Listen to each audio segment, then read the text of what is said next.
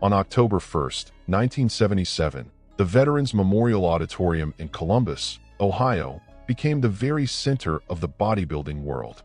It was the stage for the 13th edition of Mr. Olympia, the ultimate event in the sport, bringing together the greatest athletes on the planet, all chasing that supreme glory. With a crowd hungry for excitement and an electrifying atmosphere, that stage was about to write one of the most unforgettable chapters in bodybuilding history. The total prize money was $13,000, modest compared to other sports at the time, but inside bodybuilding, it was a big deal. More than the money, it was about prestige, immortality, and the chance to join the Hall of Legends. Every competitor knew that winning the Olympia meant leaving behind an eternal legacy, being remembered as the face and symbol of a whole generation. The event was in the hands of two names that were already legendary, Arnold Schwarzenegger and Jim Lorimer. After the success of the previous year, they returned to run the show, promising an even bigger and better edition. Arnold, freshly retired from competition, now acted as the sports ambassador, helping transform it into a real spectacle for fans. But despite all the hype, that year was marked by some huge absences. Franco Columbu, the 1976 champion, couldn't defend his title after suffering a serious knee injury at the World's Strongest Man contest, while carrying a refrigerator on his back in a brutal event. Lou Ferrigno, the charismatic giant, also chose a different path. He had just been cast as the Incredible Hulk, a role that would change his life forever, and traded the Olympia stage for the spotlight of TV cameras. Those absences opened the door to a brand new storyline. With no reigning champion to defend the crown, the stage was set for a fresh face to rise as bodybuilding's next great icon. Who would inherit the throne? Who would carve their name alongside the legends? The air was thick with suspense, and every detail felt even more thrilling for the fans. Outside the auditorium, the world itself was in transformation. It was the peak of the disco era. Dance floors everywhere pulsed to the beat of the Bee Gees' Stayin' Alive. In theaters, Star Wars was taking over the world, smashing box office records. And in bodybuilding, the documentary Pumping Iron had just exploded in popularity, bringing the sport out of the shadows and attracting a brand new audience.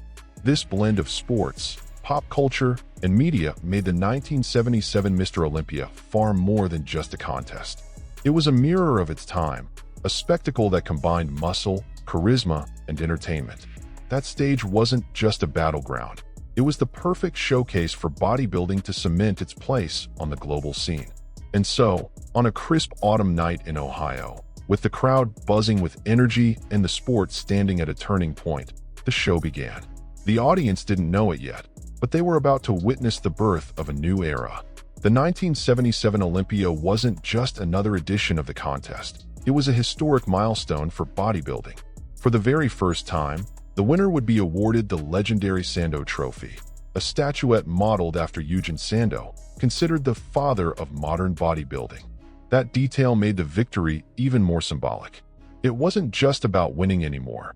It was about holding in your hands what would become the sport's most iconic trophy for decades to come. The auditorium was packed with 5,000 fans, all roaring and waiting to see who would raise the first Sandow. Today that might sound like a small number compared to massive stadium events, but back then it was extraordinary for a sport still fighting for recognition. Every cheer, every clap from the crowd was proof that bodybuilding was growing a passionate, loyal fan base. Beyond the live audience, the championship also went international thanks to ABC's Wide World of Sports. That TV coverage gave the event unprecedented visibility, introducing millions of viewers, many who had never stepped foot in a gym, to the spectacle of bodybuilding. It was the perfect chance to prove that this sport could be just as exciting and dramatic as any other. What made 1977 even more unique was the anticipation of a new champion.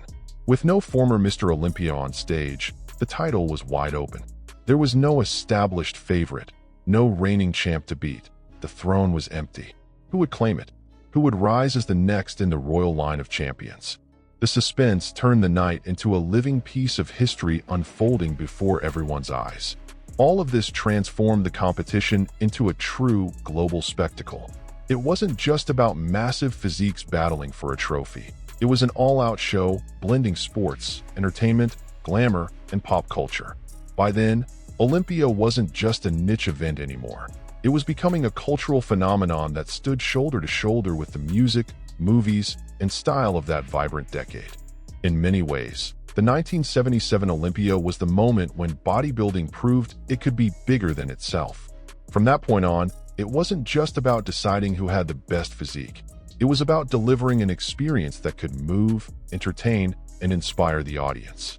The stage became a showcase, and the athletes became icons, representing far more than just sculpted muscles. And can you imagine being in that crowd, watching the very first Sandow trophy being handed out? Feeling the energy of thousands of people roaring, while bodybuilding took a decisive step toward eternity. That's the kind of magic that was on the line that night in Columbus. The Olympia stage in 1977 brought together different styles, personalities, and journeys.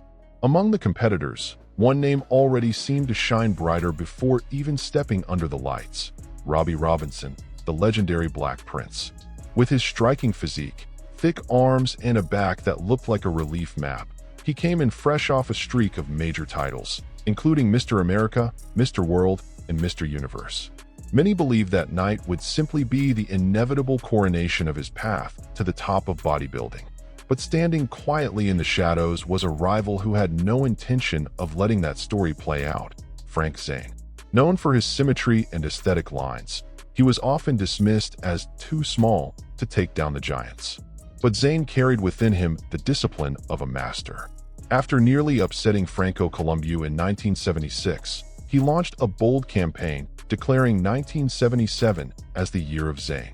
More than a slogan, it was a pact with himself. Winning had become a matter of honor and destiny. Another big name in the lineup was Ken Waller, easily the largest man on stage, weighing in at 231 pounds, about 105 kilos. His sheer mass made him one of the most imposing competitors of the night. Yet Waller carried a burden that went beyond muscle. The negative image of a villain cemented in pumping iron, where he was portrayed as the guy who sabotaged Mike Katz. That storyline weighed heavily against him, and the crowd seemed ready to boo him regardless of how impressive his physique looked. Then there was Corney, who brought something no one else could replicate: the art of posing. Also featured in Pumping Iron, Corney mesmerized audiences not just with his body, but with the way he turned every pose into pure theater. He wasn't just a bodybuilder, he was a performer. Many expected his routine to steal the show, earning ovations even when standing next to bigger rivals. Beyond the frontrunners, other names filled out the lineup and added depth to the competition. Boyer Coe, a respected veteran, was famous for his incredible arms and legs. Dennis Tenorino, an accomplished amateur champion, was making his Olympia debut with confidence and experience. From Australia came Roger Walker, representing a new generation of international athletes, while Albert Beckles and Bill Grant brought consistency and history to the stage. The contrast among these athletes was striking. On one side, the mass monsters. On the other, competitors betting everything on aesthetics and balance. This clash of styles fed the excitement. Who would rule that night? Robinson's sheer power, Zane's elegance, Waller's size, or Corney's artistry? Every fan had a favorite, and the tension grew with every passing minute. All these personalities made the 1977 Olympia feel like a movie playing out live. It was a drama with well-defined protagonists, each with their own story, their own style, their own secret weapon. The night promised not just a winner, but moments that would be etched forever in bodybuilding's memory. Adding to the drama was the format itself. The Olympia that year was divided into two main classes: under 200 pounds, about 90 kilos, and over 200 pounds. This setup allowed different types of physiques to shine on equal footing, balancing the lighter athletes who relied on aesthetics and symmetry against the heavier ones who wowed with sheer size and mass. In the under 200 class, the spotlight naturally fell on Frank Zane, with his refined physique and nearly mathematical proportions. By his side stood Corney, the true artist of posing, ready to win hearts with every move.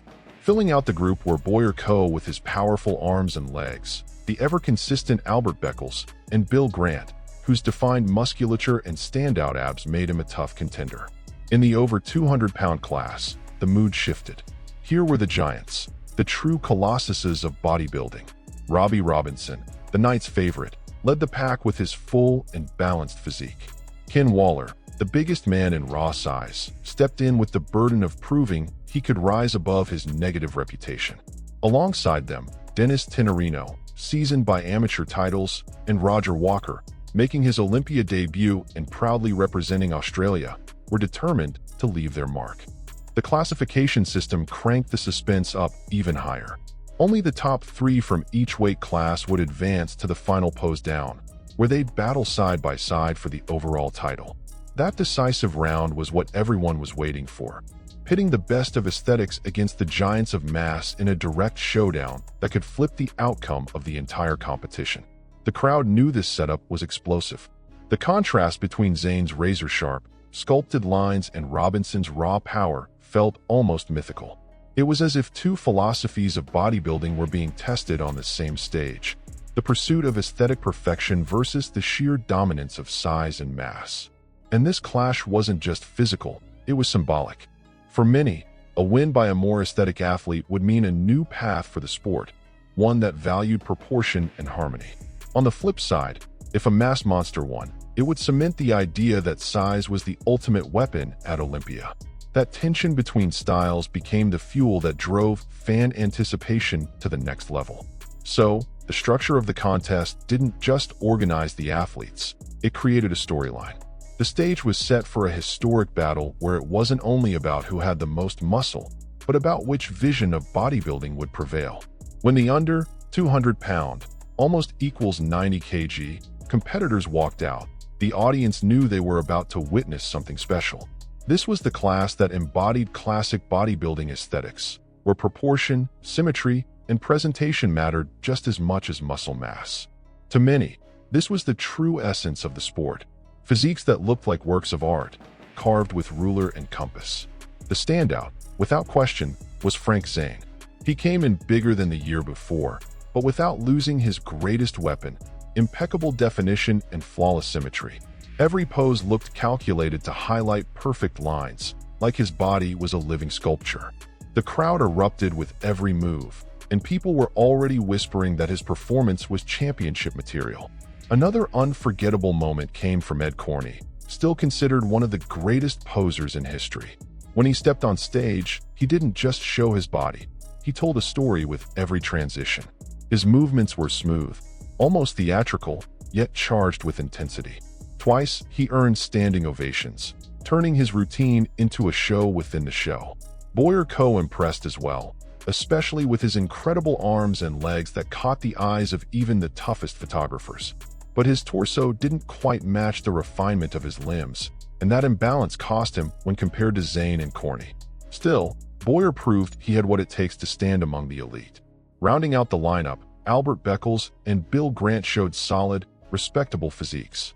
Beckles with his trademark consistency, and Grant with his sharp abs and powerful arms. They couldn't match the impact of the top 3, but their presence added depth and prestige to the division. The contrast within this lineup showed why the under 200 class was so special. It wasn't about being the biggest guy in the room. It was about who could present the most balanced and breathtaking body to the judges and fans. It felt like watching a contest of proportions, where every detail mattered, from shoulder width to the grace of a single pose. By the end of the category, it was clear the showdown was between Zane and Corney, two icons of totally different styles, mathematical symmetry versus the art of performance. The fans were split, but everyone knew the winner would carry more than a trophy. They'd carry the weight of representing the aesthetic soul of bodybuilding.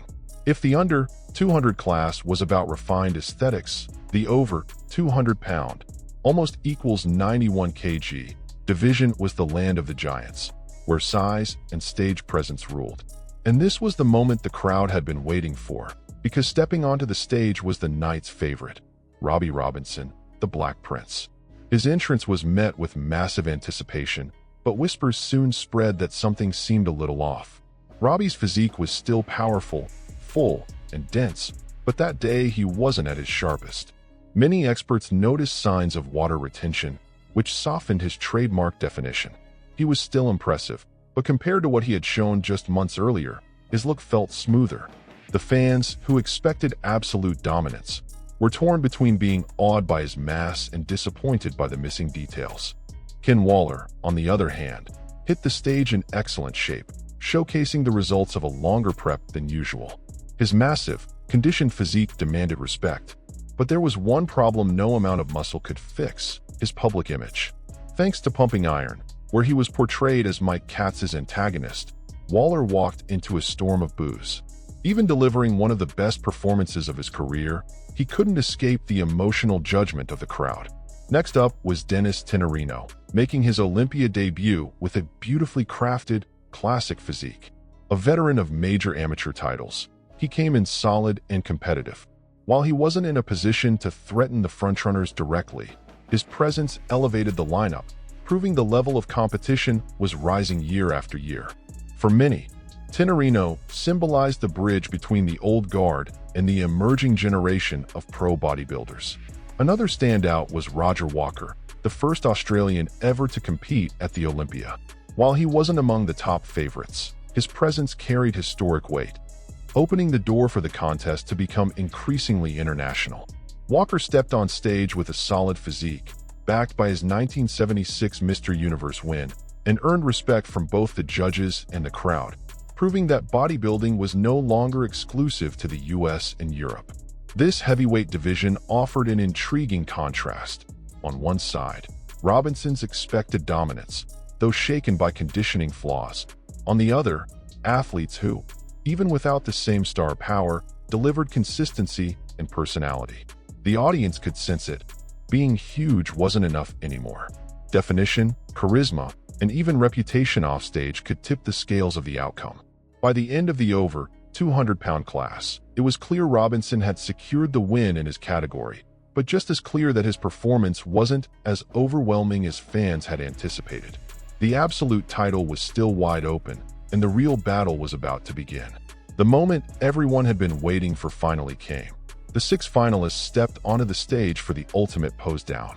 From the under 200-pound class came Frank Zane, Ed Corney, and Boyer Coe, the masters of refined aesthetics. From the heavyweights came Robby Robinson, Ken Waller, and Dennis Tenerino, the symbols of raw mass. The contrast between the two groups was striking, and the audience could feel they were about to witness an epic clash. As the spotlight hit the athletes, the auditorium turned into a full-on rock concert. The crowd screamed, jumped, and clapped with wild energy, creating an atmosphere that bordered on chaos. Every pose drew deafening reactions, as if fans were watching rock stars on stage. In that moment, the Olympia transcended sport. It became pure entertainment, a spectacle that overwhelmed the senses. Frank Zane moved with confidence, calm, and precision, each transition reflecting the serenity of a man who knew his moment had arrived. Robby Robinson, though powerful, looked muted by his lack of sharp definition. Ed Corney, true to his reputation, stole the crowd's applause with every move, turning the stage into a live performance of art and muscle. Meanwhile, Boyer Coe showed strength in his arms and legs, but lacked the complete package to truly contend. Ken Waller, despite being in strong form, couldn't escape the wave of boos that followed him from his entrance. Dennis Tenerino, with his solid debut, displayed discipline and respect, but was still a step away from the top tier. The fans, though, recognized his heart and energy. Tension peaked when the legendary Reg Park, Arnold Schwarzenegger's idol and the evening's master of ceremonies, took the microphone. Instead of following the usual script of announcing the results from 6th place up to 1st, Park broke tradition. He jumped straight to revealing the overall champion. The arena froze in suspense, silence hanging for a split second. Then, the name echoed across the hall. Frank Zane. The crowd erupted, leaping to their feet in pure euphoria. The coronation of the king of aesthetics had arrived. Zane had not only captured his first Mr. Olympia title, he had ushered in a new era where proportions and definition were valued as much as, if not more than, raw size. Holding the Sandow aloft, he symbolized a seismic shift in bodybuilding. The final standings were Frank Zane in first, followed by Robby Robinson, Ed Corney, Boyer Coe, Ken Waller, Dennis Tenerino, Albert Beckles, and Bill Grant. Each name told a different story, Each physique brought a different style, but in the end, the night belonged to Zane. Aesthetics had triumphed over mass, and the 1977 Olympia would forever be remembered as the dawn of a new age in bodybuilding. Frank Zane's 1977 victory was more than just a title. It was the start of a whole new chapter in the sport. For the first time, an athlete built on proportions, symmetry, and refined lines had beaten competitors with far more mass. This win kicked off the so-called aesthetic era, solidified by Zane's 3 consecutive Olympia titles from 1977 to 1979. He proved that harmony could be just as powerful as size.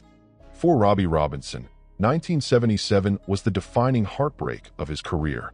The overwhelming favorite with a physique of mass and charisma, he seemed destined to claim the Sandow. But water retention and a lack of sharpness cost him dearly. That loss became his greatest frustration. Though he went on to win major titles and eventually the Masters Olympia in 1994, he never captured the sport's ultimate crown. Still, Robinson became an eternal icon, an enduring symbol of strength, resilience, and pride.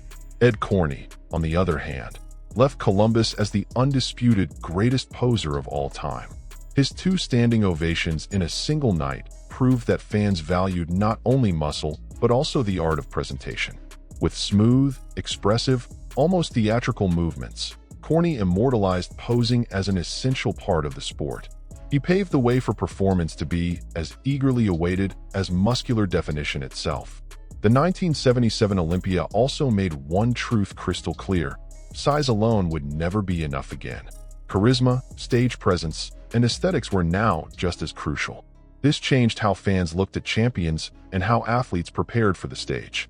Bodybuilding had evolved. It was no longer just a battle of bodies, but a full-on performance, a spectacle of connection between athlete and audience. This event also showed just how much pop culture was shaping the sport. The impact of Pumping Iron, ABC's wide world of sports coverage, and even Lou Ferrigno's absence because of his role in The Incredible Hulk proved that bodybuilding was breaking into the mainstream for good. That Olympia wasn't just a contest. It was a reflection of the intersection between sports, media, and culture. Because of that, the 1977 edition became a true milestone. It was the contest that proved Olympia didn't just belong to the giants, but also to those who could translate discipline, balance, and artistry into their physiques. Every athlete who stepped on that stage wrote an unforgettable chapter, but Zane's triumph redefined the future of the sport. In the end, Mr. Olympia 1977 will always be remembered as the year aesthetics defeated mass and bodybuilding gained a whole new shape. More than crowning a champion, it launched a whole era, the Zane era, showing the world that true greatness in bodybuilding wasn't only about size, but about the power to inspire and move crowds. And that's how we wrap up our journey through the legendary 1977 Mr. Olympia, the contest that put Frank Zane on the throne and kicked off the aesthetic era. It was a night that proved size isn't everything, and that charisma, stage presence, and proportion also make champions. But now I want to hear from you. Would you have handed the Sandow to Zane, or do you think Robinson was robbed? If you enjoyed this video, you know what to do. Drop a like. It really helps the channel reach more bodybuilding fans. And if you haven't subscribed yet, now's the perfect time so you don't miss the next chapters in our timeline. Oh, and don't forget to hit the notification bell. You'll be the first to know when a new episode drops. Want to support the project even more? Become a channel member. Not only will you help keep this work going, but you'll also get exclusive content and early access to new videos. It's a great way to stay close to this passionate bodybuilding community. And of course, I want to see you in the comments. What was the most memorable moment of this Olympia for you? Ed Corney's posing, Robinson's frustration, or Zane's calm and collected performance? Share your thoughts. This discussion is always rich and full of great memories. And for those who stayed until the very end, let's have some fun. Type the word gym in the comments. That way, we'll know who really stuck with us through this whole journey. Don't go just yet. The end screen will show another episode from our series on the early Mr. Olympias. Click it and keep the marathon going. Every chapter brings you amazing details from the history of the sport.